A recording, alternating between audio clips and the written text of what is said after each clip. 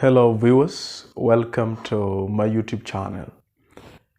In this video, I will be revising the oral poem that was tested in Kenya Certificate of Secondary Education the year 2018. So the poem is here, entitled A Poison Tree. I was angry with my friend. I told my wrath did end. I was angry with my foe. I told it not, my wrath did grow. And I watered it in fears, night and morning with tears. And I sunned it with smiles, and with soft, deceitful wiles. And it grew both day and night, till it bore an apple bright. And my foe beheld it shine, and he knew that it was mine. And into my garden stall, when the night had veiled the pole, in the morning glad I see my foe outstretched beneath the tree. So the poem is by one William Blake. Questions? Question 1. The candidate is expected to describe the rhyme scheme of the poem. And as we said in our previous video, we said that in coming up with the rhyme scheme, what is considered are the end words in each and every line of the poem. If their final syllables are similar, then we say that such words are rhyming. Now let's try and see what we have here. And we have the first end word is friend. So as we said, the first end word will have assigned to it the first letter in alphabetical letters, and that is letter A. The second word, we have end. The first one was friend. So the syllable that comes at the end of the various words is the same. So we also have letter A there. Then line 3, we have for coming at the end. And line 4, we have grow. So for letter B, grow letter B. Then the second stanza, we have fears. So we will move to the next letter, that is C, and tears rhyme with that. We have smiles, D, and wiles, also letter D. We have night, which is letter F, and bright F. Shine and mine also rhyme. So we have G. Stole and pole, that is H. And C and tree, that is I. So what you will simply do is to transfer these alphabetical letters assigned to the end words and place it at the place where underneath the question. So we will have AA,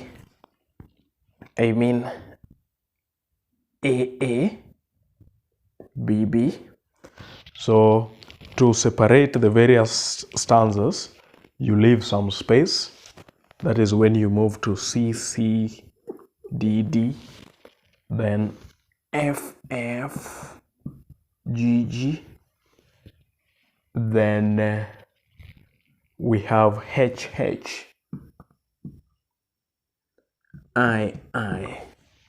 So the rhyme scheme is predictable to mean that if the poem were to continue, then we would have JJ, KK. There is some sort of predictability. So in that case, we say the scheme is regular and the reason there is that it is predictable.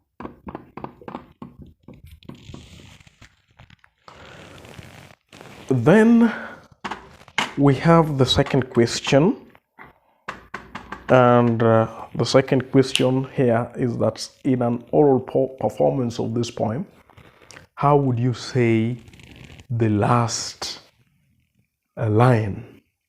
And the last line in this case is, my four outstretched beneath the tree. So remember the rubrics. Your response should start with I would. So the first response should be, I would use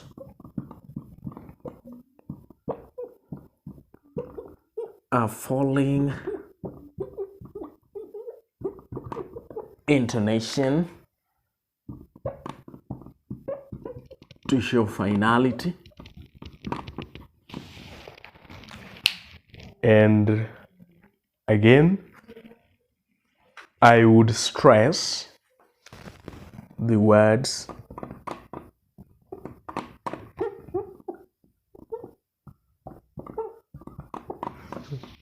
for outstretched tree.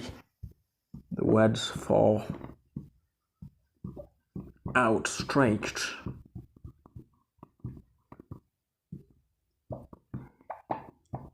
tree.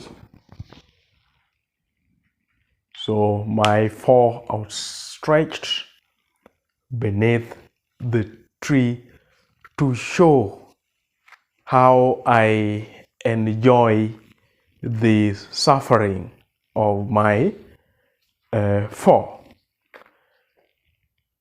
Again, in this case, I would also use expansive gestures to show how my four is outstretched beneath the tree by stretching, let's say, my hands or maybe my arms to show how the four was outstretched beneath the tree. The last question here, as we go to the last question, allow me to thank so very much all of you for your support, for your subscriptions that you give to this channel. Without you, this channel won't be where it is. Again, to those who are new here, allow me to humbly request you to kindly hit onto that subscribe button and turn on the notification bell so that anytime we produce a video like this, YouTube will automatically notify you. Question 3, identify and explain any two features that make this poem easy to recite. So in most cases, what is required in answering this question is a candidate should think along the lines of rhyme.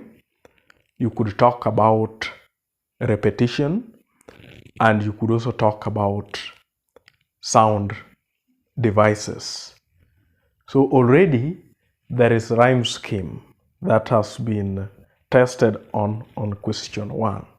So I would not advise that the candidate begins with rhyme, but you can check out on the other sound devices, maybe repetition if it is there. So like number 1, there is repetition. There is repetition there, and the repetition here, an example is my four, has been repeated over the stanzas. My friend are some of the statements that have been repeated. My wrath. So there's been a lot of repetition. Then Roman 2, there is